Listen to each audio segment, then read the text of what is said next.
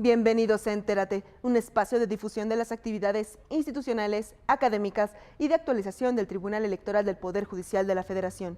Continuaremos hoy, amables amigos y amigas, con el seminario La Constitución de Apatzingán y la Libertad de la América Mexicana, evento impulsado por el Centro de Capacitación Judicial Electoral del Tribunal Electoral. Les presentamos a continuación la conclusión de la Mesa 2, titulada De Cádiz a Tehuacán, los cambios en el constitucionalismo mexicano y sus protagonistas. Asimismo, tendremos el placer de presentarles la mesa titulada Soberanía Popular y otros valores de la Constitución de Apatzingán. La Constitución de Apatzingán postulaba que la soberanía residía originalmente en el pueblo y su ejercicio en la representación nacional compuesta de diputados elegidos por los ciudadanos bajo la forma que prescribía la Constitución y que los tres poderes, legislativo, ejecutivo y judicial, no debían ejercerse ni por una sola persona ni por una sola corporación. Quédese con nosotros, por favor. Sí, yo lo que diría es que no es que no haya influencias, evidentemente las hay de muchos lados, sino que la pregunta nodal y una pregunta de auténtica historia constitucional, como decía Alfredo, está en cómo se emplearon esas influencias en casos concretos. Y pregunta usted por casos concretos de originalidad manifiesta del decreto constitucional de Apatzingán. Bueno, yo tengo uno que creo que muestra muy a las claras y se refiere al concepto de ley, que fue el tema que ya no pude tratar dentro de los contextos, muestra muy a las claras cómo introduciendo ciertos elementos se le podía hacer una suerte de trampa a las influencias. Y es el tema del veto o de las observaciones que eventualmente el Supremo Poder Ejecutivo y también el Judicial podía realizar a la legislación. En el reglamento del Congreso de septiembre de 1813, esto era mucho más que un veto. Era para el generalísimo Morelos, que era el encargado del Poder Ejecutivo, o quien fuera generalísimo, nombrado por la oficialidad, una suerte de obedézcase pero no se cumpla del derecho indiano. Podía tal cual parar, dice el juego entre los artículos 25 y 27 del reglamento, podía tal cual parar la publicación y el cúmplase de las leyes que le parecieran al generalísimo, fíjense, injustas o no practicables.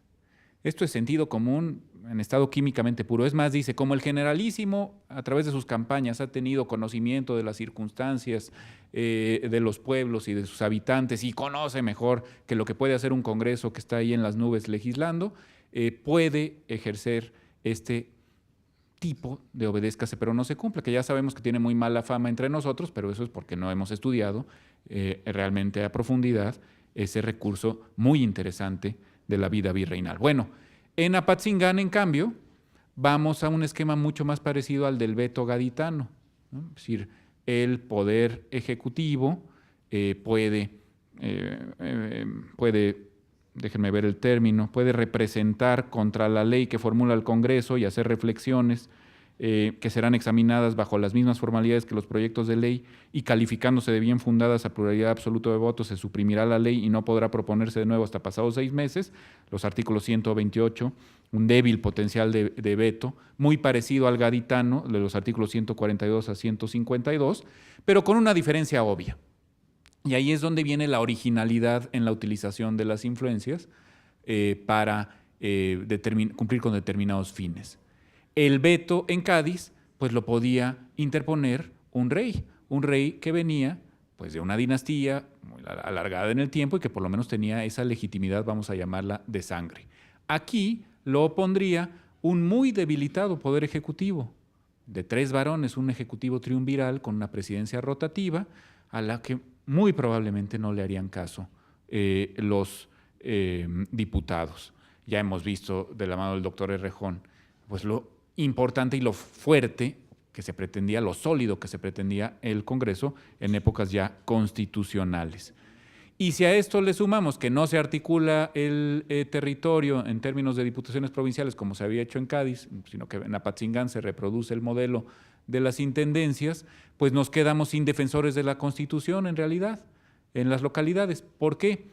Porque el constituyente de Cádiz había establecido en la Constitución de 1812 que las infracciones a la Constitución debían ser denunciadas precisamente por las diputaciones provinciales, que eran una suerte de agentes de la constitucionalidad, vamos a llamarlo así, en las provincias. Bueno, pues estamos viendo cómo los legisladores de Apatzingán utilizan, sí, influencias, pero no es el tema central por donde estuvieron más influidos, sino las influencias un poco a conveniencia del modelo que quieren estructurar para consolidar su poder. Y por eso yo decía que el tema de la buena ley es fundamental, porque si en los sentimientos de la nación hay ciertos principios que, como en los elementos constitucionales de Rayón, no deben más que aterrizarse a las circunstancias concretas para que la ley sea realmente buena, hoy diríamos, o dirían ustedes en sus proyectos de sentencia, auténticamente constitucional. La buena ley es superior a todo hombre, dicen los sentimientos de la nación. No cualquier ley es hucha, ¿no? La buena ley. En el decreto constitucional de Apatzingán esto desaparece. Y ahí sí hay Rousseau, y ahí sí hay Kant. Con tal de que sea igual para todos la ley, diga lo que diga la ley como emanada de la representación nacional y del pueblo, es una ley que tiene que cumplirse, salvando esta debilísima facultad de veto. Así es que, pues, de todos lados se pone un poquito en el jarrito barroco y no es extraño que nos haya quedado un Frankenstein tan manifiesto. Gracias. Esta pregunta la formuló Francisco González Ocampo de la Facultad de Ciencias Políticas y Sociales de la UNAM. Y vamos a pedirle al doctor Errejón que atienda otra pregunta. No viene a quién de los ponentes está dirigida la pregunta, pero le pediríamos a él si la puede atender. Dice, si bien existían coincidencias entre los constituyentes, también había profundas divergencias. ¿Considera que Bustamante representa esta ambivalencia en el nacimiento del constitucionalismo mexicano? Es la pregunta de Rafael Caballero, de aquí del Tribunal Electoral.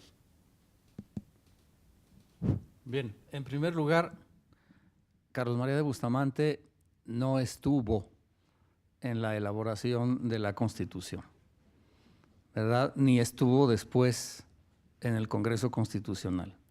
Estaba en Tehuacán, allá, pero ya cuando su tiempo de diputado había fenecido. Sin embargo, sabemos que elaboró un proyecto de constitución del que no conocemos ni un renglón, ¿verdad? Entonces, pues, ¿cuál fue el proyecto de Bustamante? ¿Quién sabe? ¿Qué decía? ¿Quién sabe? El caso es que él no estuvo con el Congreso itinerante, porque él se fue primero de permiso a Oaxaca, a dar una vuelta a su familia, y luego por comisión anduvo, ¿verdad?, en la provincia de Puebla, tratando junto con Crespo de apaciguar la desavenencia entre Rayón y Rosáins. Y luego pues anduvo por dentro hasta que finalmente llegó a Tehuacán, como dijo. Pero entonces, pues de Bustamante no podemos saber mayor cosa. Lo único que él fue el que no inventó, como a veces se dice, ¿verdad?, sino retomó la propuesta de Hidalgo de hagamos un congreso que dicte leyes suaves, benéficas, acomodadas a las circunstancias de los pueblos, etc. Pero a Morelos le vino muy bien la propuesta esta de Bustamante para entronizar la división de poderes y resolver la crisis de la Junta. Entonces, digamos que esa fue la contribución principal de Bustamante, el haber retomado la propuesta de Hidalgo, presentársela a Morelos en un momento crítico, ¿verdad? Y pues no hubo más de Bustamante que sepamos, ¿verdad?, en la Constitución de Apatzingán. Pero me voy a permitir retomar la pregunta anterior. Bueno, estoy yo de acuerdo en que no hay que exagerar las influencias, pero tampoco hay que desterrarlas. creo yo, ¿no? Es decir, porque finalmente forman parte del mismo entorno cultural, ¿verdad? Sí, yo pienso que el entorno cultural hay que ponderarlo y efectivamente que las influencias no son siempre directas ni automáticas, ¿verdad? Pero sí, ya alguna vez tuve una discusión con Juan Carlos Chiaramonte, que desde hace años ha estado diciendo esto en contra de las influencias, ¿verdad? El Chiaramonte de Argentina. Yo preferiría tal vez hablar, por una parte, de tradiciones, porque yo creo que lo que sí forma efectivamente un entorno cultural, pues no es algo así nada más que se da y de manera acrónica, no, ¿verdad? La cultura es algo diacrónico y que nosotros bebemos en forma de tradiciones. Y las tradiciones no se reciben pasivamente. Hay un dicho aristotélico que conocían aquellos diputados, desde luego, ¿verdad? Todo lo que se recibe a la manera del recipiente, como un líquido. Entonces, obviamente que no se trata de que van a estar pasivos. Aunque reciban un influjo, lo van a recibir, pues, de acuerdo a sus circunstancias y a sus necesidades. Entonces, la tradición, para que exista, como sabemos, de manera paradójica, es algo que cambia, que es activo, y se cambia desde el momento en que se recibe, ¿verdad? Entonces, este es un concepto general que vale para muchas cosas y creo que para este caso en especial. Ahora, por otra parte, yo pienso que la pregunta principal no es precisamente, ¿verdad?, ni cuál es la influencia, ni cuál es el entorno cultural, ni cuáles son las tradiciones simplemente, sino por qué eligieron estas y no aquellas. Porque naturalmente hay una gama muy grande, ¿verdad? Y en el caso concreto, creo yo que los diputados eligieron la Constitución de Francia del 93, los artículos de Alberto Lista, tal y tal y tal, porque en la lucha por el poder que tenían con Morelos, esos modelos les venían mejor. Porque obviamente que también, y es legítimo, aspirar por el poder y por el mayor mando. Y los diputados veían que Morelos hasta ese momento lo había tenido, ahora lo querían tener ellos, ¿verdad? Es dulce mandar. Entonces, esos esquemas les venían mucho mejor para desechar el reglamento de Morelos. Pero al mismo tiempo, hemos de reconocer que desecharon, como ya se vino diciendo, pues lo más valioso de los sentimientos de la nación, el número 12, ¿verdad? Que se modere, las leyes que moderen la opulencia y la indigencia, etcétera, ¿no? ¿Verdad? Entonces eso no lo eligieron los diputados, eso lo desecharon, ¿verdad? No eligieron esa tradición y yo me atrevo a decir que ni siquiera eligieron tradiciones propias. Incluso la parte dogmática, los derechos, por los términos textuales, pues vemos que más bien están tomados efectivamente de otras varias constituciones y no de los bandos de Hidalgo, ni de los elementos constitucionales de Rayón, ni de los sentimientos de Morelos, ¿verdad? Es decir, prefirieron ellos abrevar en fuentes internacionales para ponerse a tono con las corrientes de renovación política del mundo atlántico, que no, ¿verdad?, en lo que los caudillos, muchas veces militares, aunque fueran curas, ¿verdad?, habían ya propuesto y se había iniciado una tradición. Pero ellos prefirieron irse por una tradición que les convenía para ellos ejercer mayor poder y que los ponía a tono con corrientes internacionales. Muchas gracias.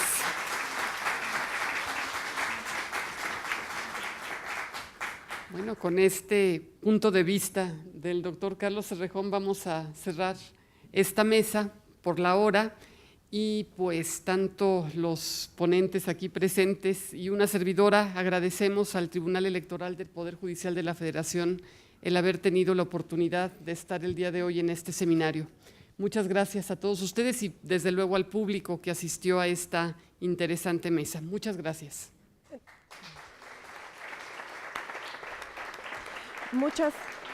Muchas gracias a usted, doctora Mercedes de Vega Armijo, directora del Archivo General de la Nación. A continuación, el director del Centro de Capacitación Judicial Electoral del Tribunal Electoral, doctor Carlos Báez Silva, hace entrega de los reconocimientos a la y los integrantes de esta mesa de trabajo del seminario La Constitución de Apatzingán y la Libertad de la América Mexicana. Así hace entrega al doctor Alfredo Ávila, al doctor Rafael Estrada Michel, al doctor Carlos Errejón Peredo y a la doctora Mercedes de Vega Armijo.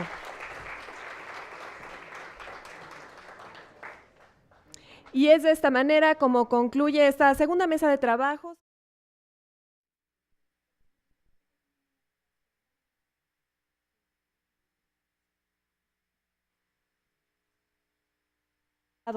En el Poder Judicial ha ocupado los cargos de magistrado del Tribunal Federal Electoral en la segunda circunscripción plurinominal, secretario de Estudio y Cuenta del Tribunal de lo Contencioso Electoral, coordinador académico de Derecho Procesal y de Derecho Electoral en el Centro de Capacitación Judicial Electoral de este tribunal, además de secretario general de acuerdos de dicho tribunal. Es magistrado integrante de la Sala Superior del Tribunal Electoral del Poder Judicial de la Federación, del que fue presidente de noviembre de 2006 a 6 de agosto de 2007. Es profesor de carrera titular por oposición y miembro de la Comisión Dictaminadora de Exámenes de Oposición del Personal Académico en las áreas de Derecho Civil, Notarial y Registral en la Facultad de Derecho de la UNAM. Honor y placer presentar a todos ustedes al magistrado Flavio Galván Rivera.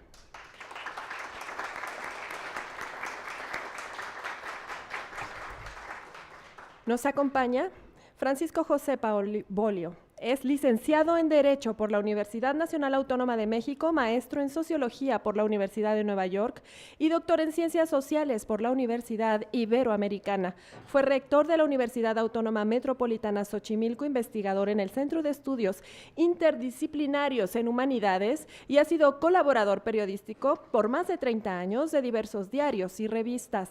En la actualidad es investigador del Instituto de Investigaciones Jurídicas de la UNAM y miembro del Sistema Nacional de Investigadores, especialista en Derecho Constitucional, Instituciones Políticas, Filosofía Política y Teoría Política. Damas y caballeros, con ustedes el doctor Francisco José Paoli Bolio.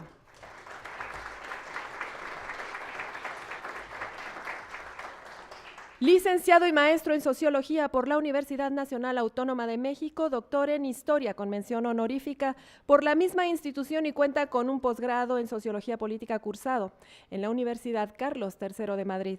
Actualmente se desempeña como profesor de la Facultad de Ciencias Políticas y Sociales de la UNAM y como investigador titular de tiempo completo en el Instituto de Investigaciones Sociales de la misma universidad. Pertenece al Sistema Nacional de Investigadores. Es integrante externo del Comité Académico y Editorial del Tribunal Electoral del Poder Judicial de la Federación. Cuenta con varios libros, capítulos y artículos. Damos la bienvenida al doctor Álvaro Arreola Ayala.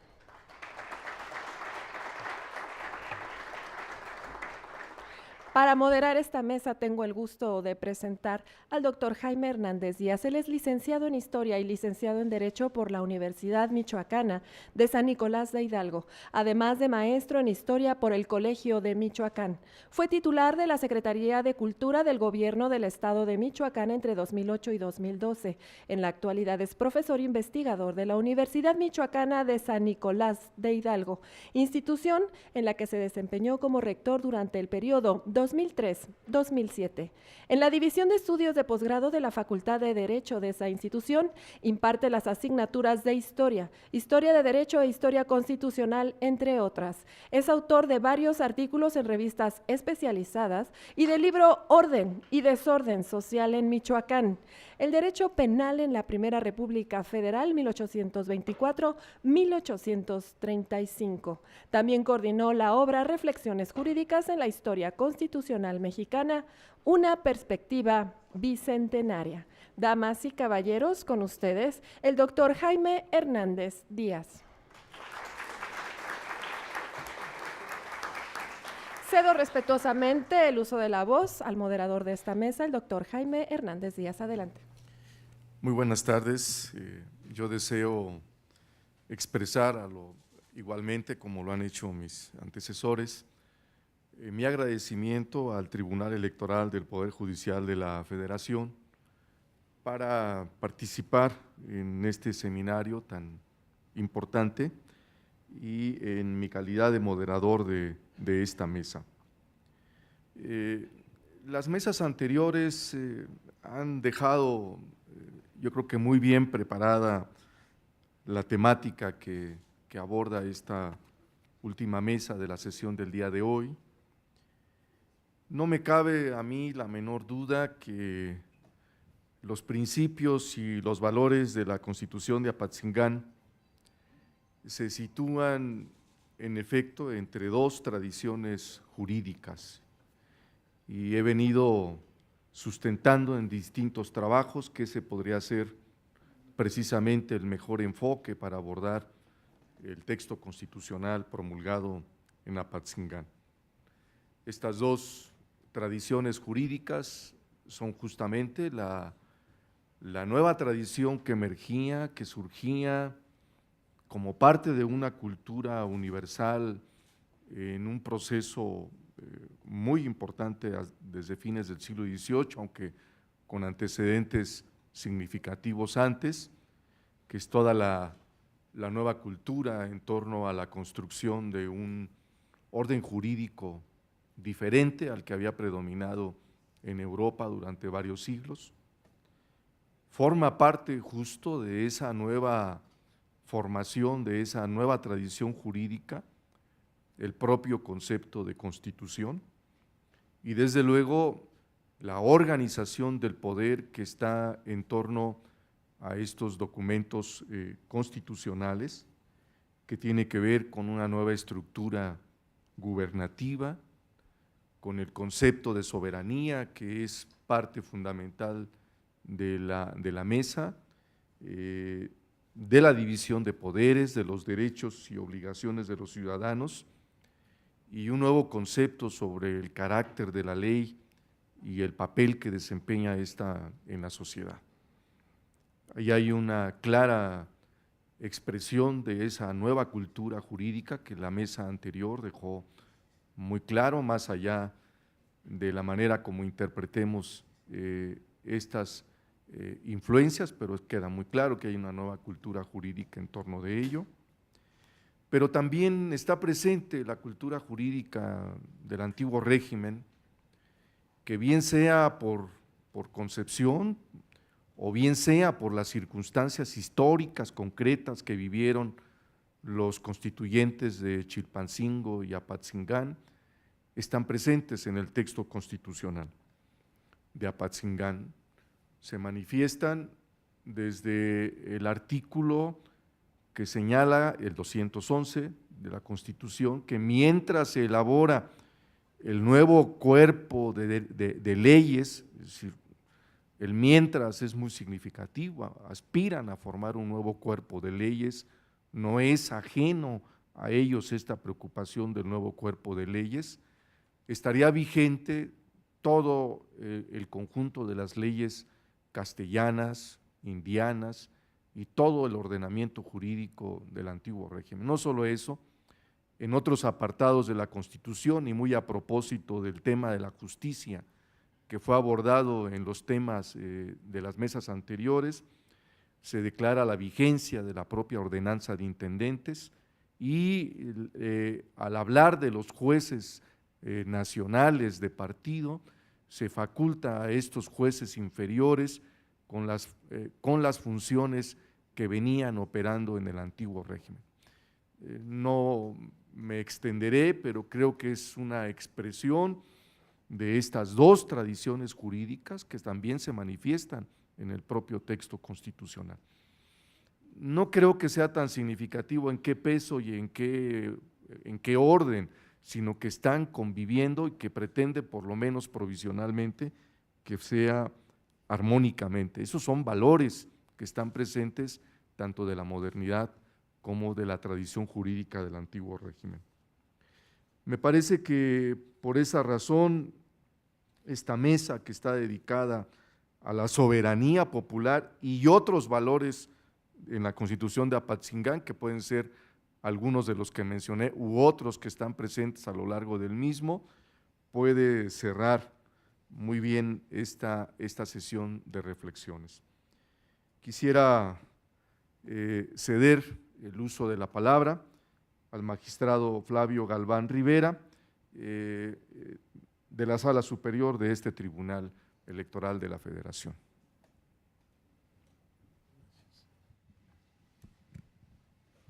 Gracias, doctor Jaime Hernández.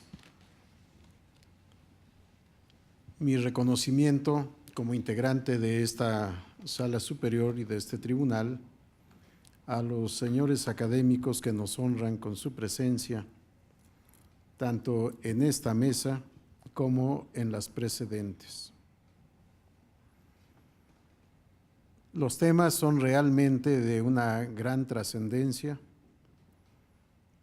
Festejar el bicentenario de la primera Constitución mexicana me parece que es sumamente importante.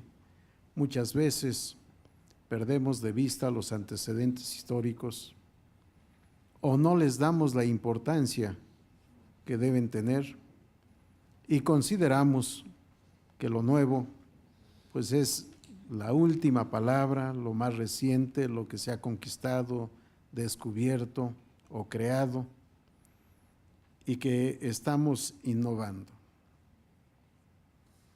Ha dicho con un gran acierto el doctor Jaime Hernández, una mesa, una sesión de reflexiones. Y eso es lo que me parece que tenemos que hacer, que debemos pretender. Al leer la Constitución de Apatzingán, decreto constitucional para la libertad de la América Mexicana, para mí es encontrar el primer documento auténtico de México por y para la independencia de México. El tema de la independencia es un tema sumamente interesante, complejo y quizá incluso objeto de controversia, objeto de análisis, de reflexión, porque festejamos todos los años el 15 de septiembre, el 16 de septiembre, y hemos llamado en el transcurso de los años a don Miguel Hidalgo y Costilla, el padre de la patria, el padre de la independencia. Discúlpeme la blasfemia histórica, yo tengo mis dudas. El grito de Miguel Hidalgo, que le atribuye la historia, es: viva la independencia, muera el mal gobierno, viva Fernando VII. Si estamos en el contexto de una parte del reino español, en su lucha o en la lucha en contra de la invasión francesa. Para mí, quien realmente inicia una lucha de independencia en México y para México es don José María Morelos y Pavón. Y este documento, el que propone, el que tiene como finalidad la estructura de un país independiente, de una América independiente, en donde, por supuesto, recogemos los antecedentes de la Constitución de Cádiz, que justamente Fernando VII deroga, que deja sin efecto. Y el tema de soberanía y otros valores de la Constitución de Apatzingán. Los esperamos en una próxima emisión de Entérate, con lo más destacado de las actividades institucionales, académicas y de actualización del Tribunal Electoral del Poder Judicial de la Federación. Soy Roxana Noriega. Hasta la próxima.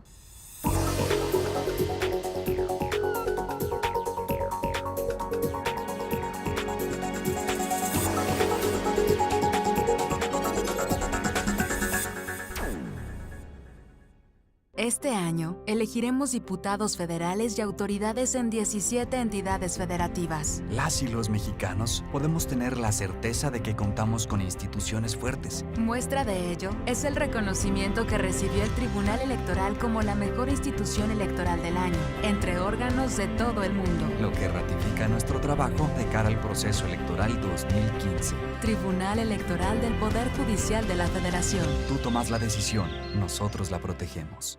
El viernes 27 de febrero a las 11 horas, siga la transmisión en vivo del segundo informe de labores de la Sala Regional Guadalajara, que dará la magistrada presidenta Mónica Aralí Soto Fregoso ante el magistrado José Alejandro Luna Ramos, presidente del Tribunal Electoral y de la Comisión de Administración, de acuerdo a lo dispuesto por el artículo 37, fracción primera, del reglamento interno del máximo órgano jurisdiccional en materia electoral. Solo aquí, en Plataforma Electoral, el canal de televisión por internet donde tú tienes mucho que ver.